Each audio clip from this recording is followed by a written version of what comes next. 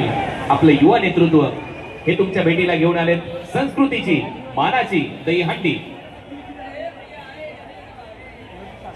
चला बाकीच्या गोविंदा पथकाने थोडंसं सपोर्ट करा कारण आपला हा मातीतला उत्सव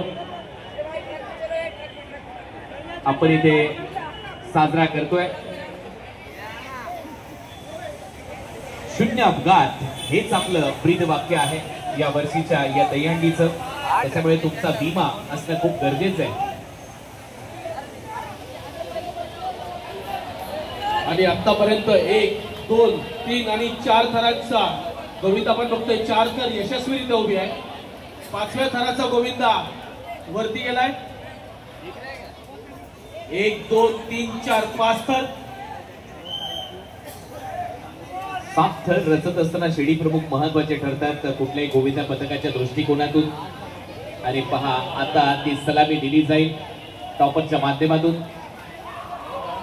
7 थर कडक विदाउट हार्नेस हे 7 थर रचले गेलेत, म्हणजेच हे जे गोविंदा पथक आहे नक्कीच 8 थर आणि त्याचाही प्रयत्न त्यांनी सरावामध्ये केलाय। परंतु इथे आपण पाहतोय सध्या ते 7 थर लावतात कारण ती एक लगबग असते प्रत्येक प्रतिष्ठानच्या माध्यमातून सलामी देण्याची।